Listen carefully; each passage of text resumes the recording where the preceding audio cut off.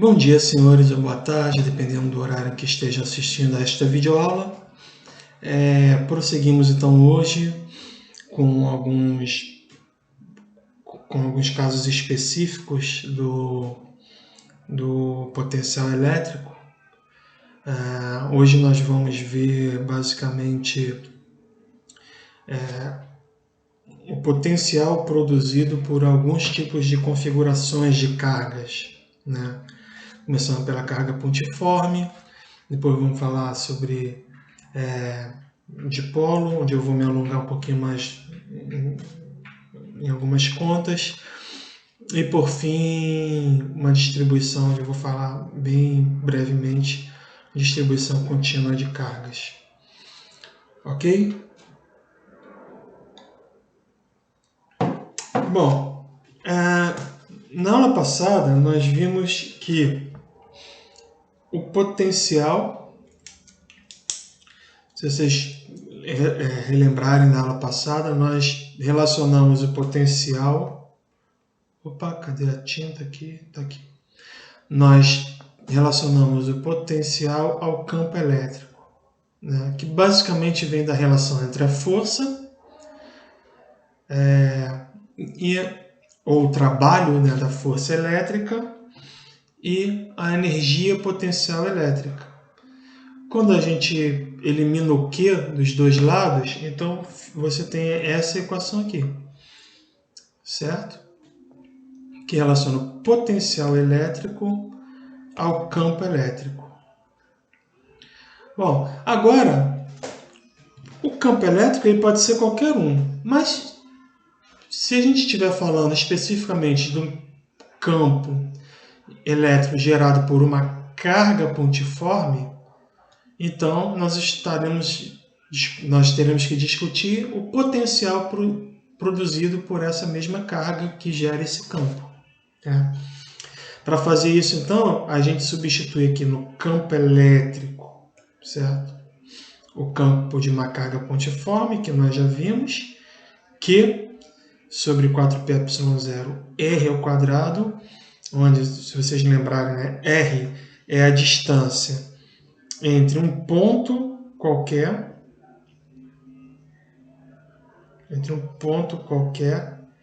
e a carga que está produzindo o campo. Então aqui é um R, ou seja, R é uma distância totalmente genérica, certo? Se eu estou olhando para esse ponto, R vai ser esse. Se eu estou olhando para um ponto mais distante, R vai ser esse.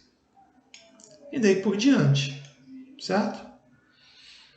Então, R é a distância entre o ponto de observação, onde eu estou medindo o campo, e a carga que está produzindo o campo.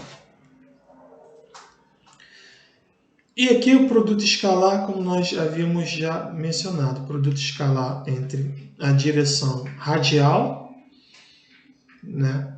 Esse aqui é um vetor unitário, R chapéu, que significa que a direção do vetor campo elétrico, direção é radial.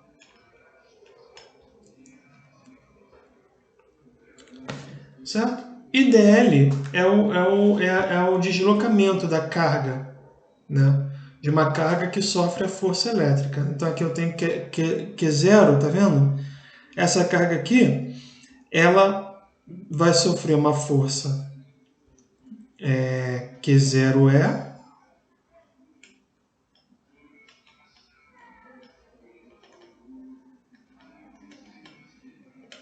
certo?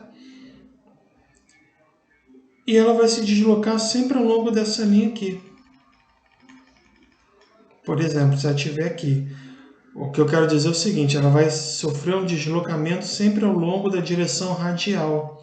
Porque se lembram que a força elétrica ela sempre aponta na direção da linha que junta as duas cargas, a carga que produz o campo e a carga que sofre a força. Ok? Isso significa que esse produto escalar aqui é sempre quanto? ou ele é sempre 1 ou sempre menos 1. Ou seja, ou o vetor R chapéu, né? O vetor R chapéu está apontando sempre na direção do deslocamento da carga. Nesse caso, a carga que gera o campo é positiva. Mas esse versor ele pode estar no sentido contrário ao deslocamento da carga. Certo?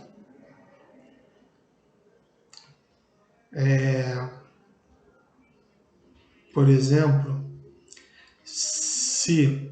Aqui eu desenho o contrário. Desculpa, apaga isso aqui. Deixa eu só... Bom, como vocês devem ter percebido, eu tive que reiniciar aqui, deu pau. Aí voltando. Então eu dizia, né, que isso aqui é sempre ou positivo, porque imagina uma carga positiva, o R, o radial está saindo, e aí se você tem uma carga positiva sofrendo uma força de repulsão, o caminho que ela vai seguir é esse aqui, dl. Então esse aqui é o dl, e esse aqui é o R, radial, que está aqui na figura, como vocês podem ver. Ups. Então notem que a direção dos dois vetores, né, eles são paralelos, logo o ângulo entre eles é zero, portanto o produto escalar aqui, né, é 1. R escalar dl igual a 1, na verdade, então é 1 vezes esse aqui tem módulo 1, e esse aqui tem módulo dl, então vai ser simplesmente o dl, um escalar, tá vendo? Ele deixa de ser vetor e passa a ser um escalar. Mas pode ser também negativo. Por exemplo, numa carga negativa, aqui, o campo entra. Ou, imagina que essa carga continue positiva, então o R está saindo, o R sai. Porém, se aqui a minha carga de prova, ou seja, aquela que está sofrendo a força, se ela for negativa, ela está sendo atraída. Então ela vai seguir esse caminho aqui, dl.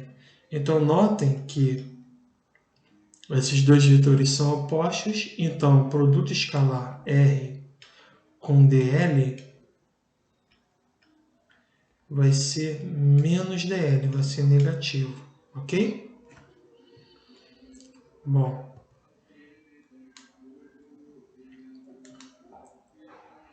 então o que eu quero dizer é que aquilo, deixa eu apagar aqui para não ficar muito bagunçado o slide.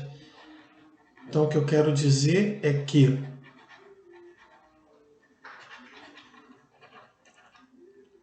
isso aqui vai ser sempre mais ou menos 1, ok?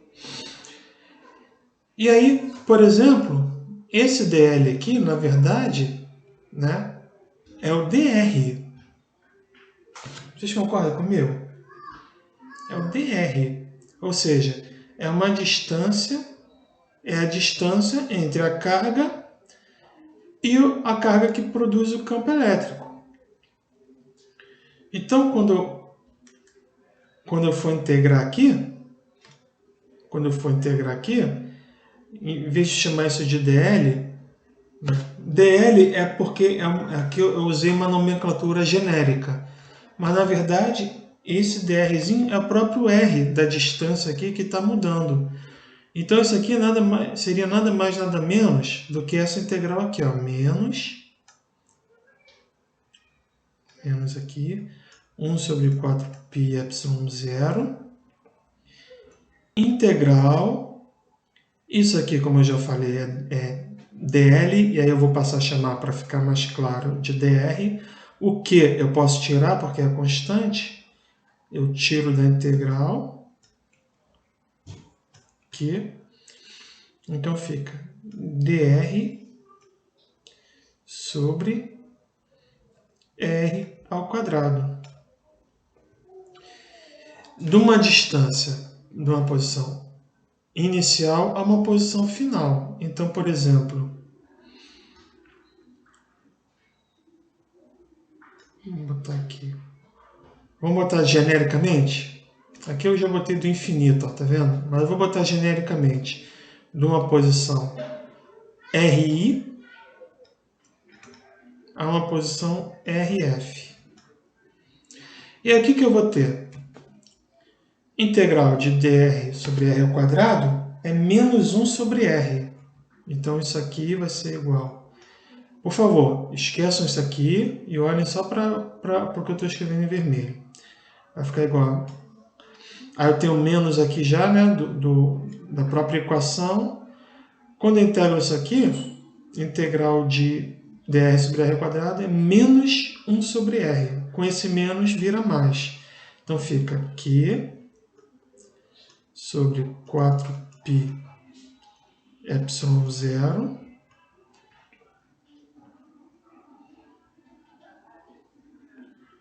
1 sobre R, onde R vai de R inicial a R final.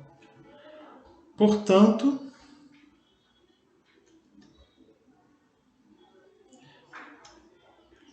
deixa eu ver aqui.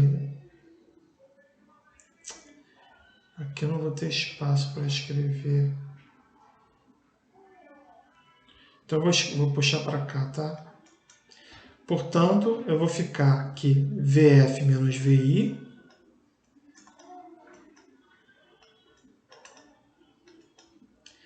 é igual a Q sobre 4π ε0 1 sobre RF menos 1 sobre RI.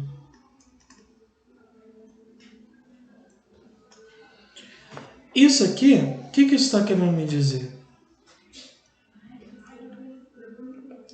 O que isso está querendo me dizer? Que a diferença de potencial, ela basicamente é essa constante aqui vezes 1 sobre a distância final, certo? De onde eu cheguei, menos a distância inicial, de onde eu saí. Agora eu pergunto, esse valor é positivo ou negativo?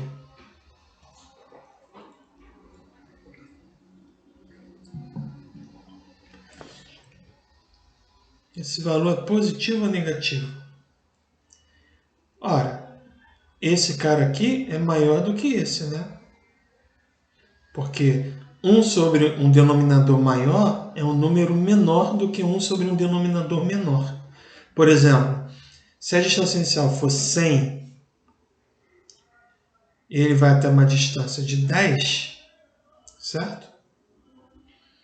Então, vai ficar 1/10 menos 1/100, que é 0,9. Opa. 0,1 menos 0,99. Certo? Positivo. Isso aqui de uma forma genérica. Agora, como é que a gente costuma definir o potencial? A gente costuma definir o potencial ele vindo do infinito, ele saindo de uma distância r, ponto P é uma distância r da carga, e qual o trabalho necessário para levá-la até o infinito? O infinito é uma abstração matemática. Ou seja, na verdade é uma distância tão grande que o meu potencial é quase zero. Basicamente é isso. Não é infinito. Para a física, o infinito ele é um conceito muito volátil, né? Ele sempre tem que ser comparado com o que você quer. Por exemplo, eu vou dar um exemplo. Uma formiga que queira se deslocar do Ciaga até até o Ceará, do Ceará até alguma cidade do Ceará, por exemplo, ela vai percorrer uma distância infinita, certo? Mesmo que a distância seja finita, mas para a formiguinha, essa distância é infinita, porque ela não vai viver o tempo suficiente para percorrer essa distância. Agora, para nós, daqui do Ceará até o Ceará, até qualquer cidade do Ceará, é uma distância finita, ela é factível, né?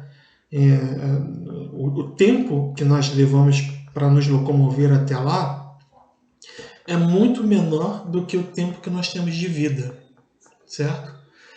Então, para a física, o infinito ele é sempre uma ideia, um conceito muito versátil, que depende do contexto, certo? Então, quando eu falo que levar uma distância infinita, é uma distância onde o potencial é desprezível, certo? Então, isso que é infinito. E aí, como é que fica, então? Se esse R final for infinito, certo? Então, 1 sobre infinito vai a zero. E se esse R inicial for esse Rzão aqui, essa distância aqui, R genérica também, então vai ficar assim, como está ali, ó.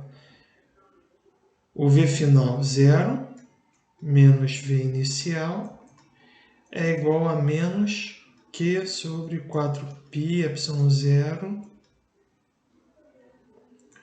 1 sobre R. Ou seja, V inicial é Q sobre 4π epsilon 0 R. Certo? Esse menos aqui cortou com esse menos. Então, tem de maneira genérica isso.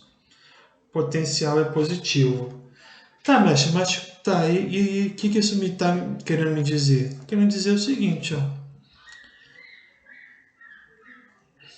Que uma carga positiva, essa carga aqui, ela vai do maior potencial para o menor potencial. Nós vamos então, quando falarmos de circuitos elétricos, né? A gente vai ver que uma corrente elétrica, que nada mais é do que uma carga em movimento, ela, convencionada como positiva, ela vai do maior potencial para o menor potencial. É um menos aqui. Então a corrente ela vai fluir para cá, certo? Como vocês podem ver na figura.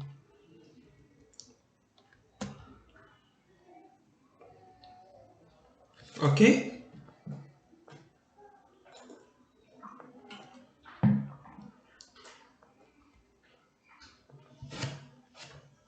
Bom, agora eu vou deixar como exercício esse exemplo aqui, que traz a seguinte ideia. Assim como tudo que nós temos visto, o potencial também segue o princípio da superposição. O que esse princípio diz? Esse princípio diz que o potencial produzido por um conjunto de cargas é igual à soma dos potenciais produzidos por cada uma delas. Certo? Então, por exemplo, nesse ponto P aqui, o potencial produzido aqui, potencial geral produzido aqui, total, vai ser Q1 sobre essa distância aqui, Q3 sobre essa distância, Q2 sobre essa distância, mais Q4 sobre essa distância. Certo? E aí eu deixo como exercício vocês responderem que, dada essa configuração, qual é o potencial nesse ponto P? Aqui, em cada quina do quadrado foram colocadas cargas pontuais, mas cada uma com um dado valor, certo? Dada uma distância aqui. Então, qual é o potencial aqui nesse ponto? O potencial, então, ele é dado, né, pela soma dos potenciais. V1 mais V2, sempre de barro no botão aqui da caneta, mais V3 mais V4, tá certo? Onde V1 é igual a 1 sobre... É chato carregar, né? Melhor escrever o K, né? Chato carregar isso aqui. Mas essa constante vezes Q1 sobre R1. Por que R1? Porque aqui, por um acaso, todas as cargas estão à mesma distância desse ponto P. Mas poderia não ser, por exemplo, essa carga poderia estar mais perto. Então, genericamente, eu digo que é R1, que é a distância entre Q1 e o ponto P, certo? E assim por diante. V2 vai ser Q2 sobre R2, Q4 sobre R4, Q3 sobre R3. Aqui, por um acaso, por causa dessa configuração, R1 é igual a R2, que é igual a R3, que é igual a R4. Mas, como eu disse, não necessariamente precisaria ser assim. Ok? Então, fica esse exemplo para vocês. Bom, agora vamos falar um pouco sobre superfícies equipotenciais. O que seriam as superfícies equipotenciais? Superfícies equipotenciais, elas são superfícies, como o nome diz, né, ao longo das quais o potencial é igual. Certo? O potencial é o mesmo. Então, por exemplo, se vocês olhem para essa figura aqui. Aqui você tem uma carga pontiforme. Nós já discutimos amplamente que o campo elétrico, né, produzido por uma carga pontiforme, ele é radial, certo? Ele sai radialmente da carga, se ela for positiva, ou entra, né, radialmente para a carga se ela for negativa. Agora, se vocês olharem, qualquer ponto, então, ao longo de uma dada circunferência, ele vai ter a mesma distância à carga pontiforme, vocês concordam? Qualquer ponto ao longo de uma dada circunferência. Agora notem, aqui eu peguei uma circunferência. Então, esse ponto aqui vai estar a uma distância R, né, da carga, mas esse ponto aqui também. Esse ponto aqui também, e daí por diante. Claro, se eu pegar agora uma outra circunferência, como essa aqui mais externa, ela vai estar a uma distância maior. Porém, qualquer ponto que eu pegar sobre essa circunferência, ela também vai estar ao mesmo potencial. Esses pontos vão estar no mesmo potencial, certo?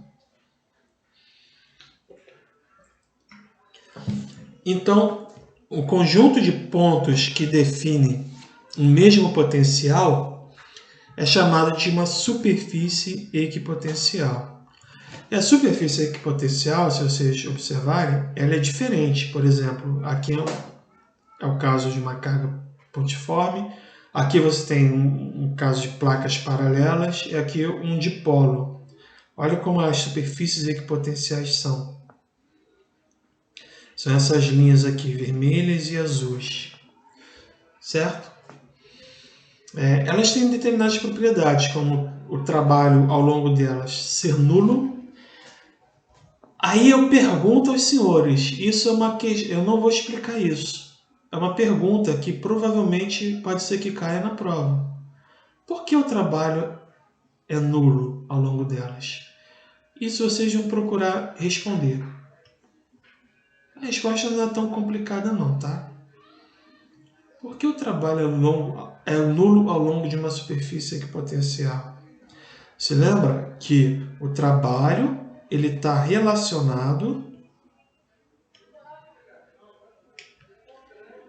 a diferença de potencial, DDP, certo? Então, por que o trabalho é nulo ao longo delas? Outra característica interessante é que elas são ortogonais às linhas de força. Elas são ortogonais às linhas de força.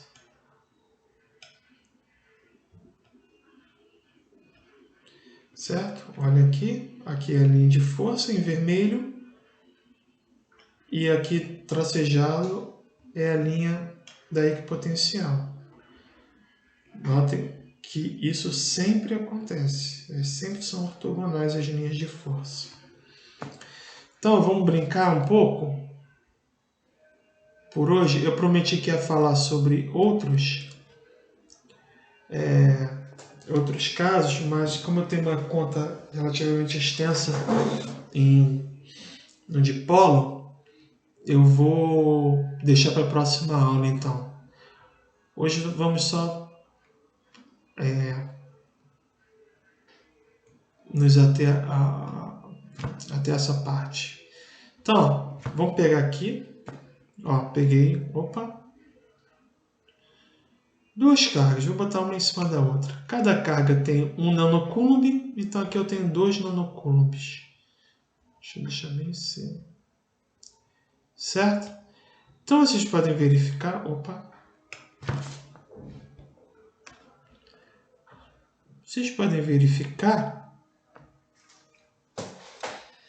que o campo elétrico está saindo radialmente, certo? Dessa carga de 2 nanocoulombs, certo? Como era de se esperar.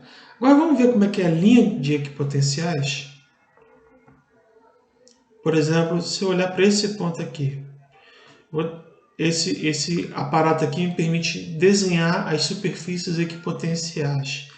Então vamos lá. Opa, desenhei uma. Como vocês podem ver, ela está como nessas linhas tracejadas aqui. Ela é uma circunferência em torno da carga. E qual o valor?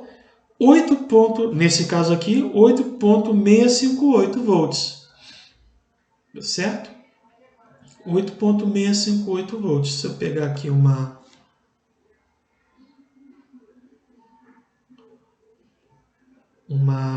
trena, certo? Eu não estou vendo aqui, infelizmente, deixa eu ver. 205,6 centímetros aqui. Então, 205,6 centímetros aproximadamente, né, da superfície equipotencial, da carga, eu tenho essa voltagem. Qual é a questão? A questão é que qualquer ponto que eu pegue aqui, sobre essa linha, vai ter o mesmo potencial. Certo? Tá, mestre, entendi. E sempre vai ser uma circunferência? Não. Já vamos ver outro caso.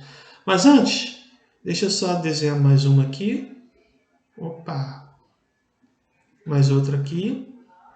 Opa! Certo? Notem o seguinte, ó. Conforme eu vou me afastando, certo? O potencial ele vai diminuindo. Eu acho que não dá para dar zoom aqui, mas vocês podem perceber, né, que o potencial vai diminuindo. Conforme eu vou me aproximando, o potencial vai aumentando. Quando essa distância tende ao infinito, esse potencial vai ser zero. Né? Conforme ele vai se aproximando da carga, o potencial vai aumentando, até chegar a um valor aqui, ó, de 21. Quanto mais próximo, maior o potencial. Ok? Quanto mais próximo da carga. Tudo bem? Então, olhem a superfície equipotencial de uma distribuição, de uma carga pontiforme.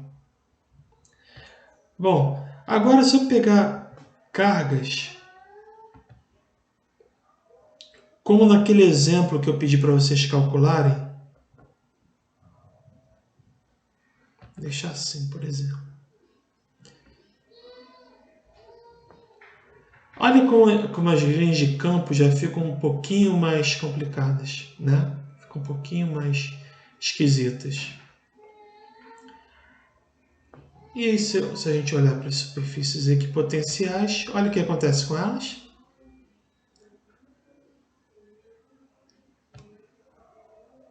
Opa! Já ficou um pouquinho mais estranho, né? Se eu desenhar aqui, olha.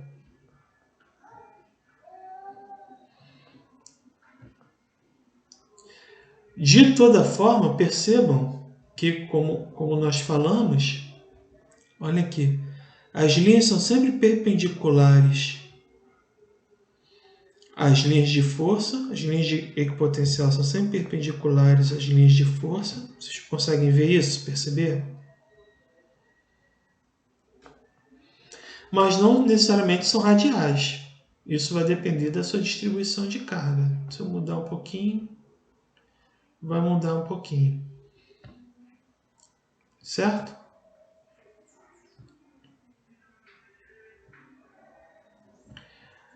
Agora eu posso colocar também, notem que outra coisa, em torno dessa carga aqui, ó, a equipotencial já não é uma circunferência perfeita, porque tem o potencial, né, produzido por as três cargas positivas afetando o potencial dessa carga aqui, negativa. Ok? Então isso é algo só para mostrar para os senhores. Por último, vamos desenhar aqui, vamos ver a equipotencial de um dipolo. Vocês se lembram o que é um dipolo? Nós vamos falar na próxima aula sobre o dipolo, mas só para relembrar, basicamente o dipolo é uma configuração de cargas dessa forma aqui. Uma carga positiva e uma carga pontiforme negativa a uma certa distância entre eles. Uma distância D entre eles. Isso aqui é um dipolo elétrico.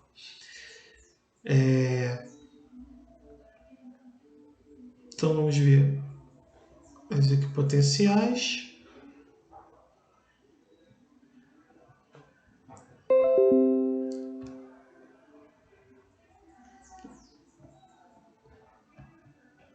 Opa! O que aconteceu?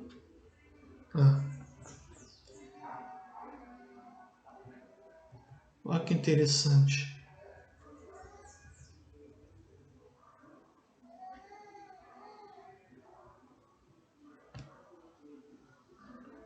Tá certo? Então, se você olhar aqui, pensa no seguinte. Se essa carga estivesse sozinha, essa equipotencial seria um círculo perfeito, né, com essa carga no centro.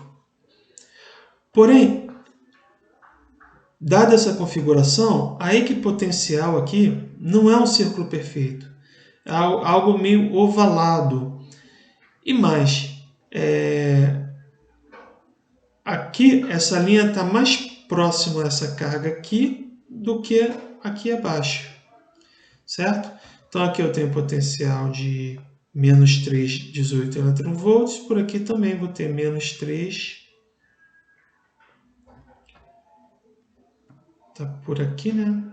Difícil de encontrar, mas está por aqui, aproximadamente igual. Só que o potencial igual para cá está uma distância menor do que o potencial igual para cá, né? No diametralmente oposta. Eu queria que vocês também analisassem isso e discutissem isso e a gente conversasse um pouco melhor, né, nos próximos encontros aí. Ok? Bom, então por hoje é só. E até a próxima. Um abraço.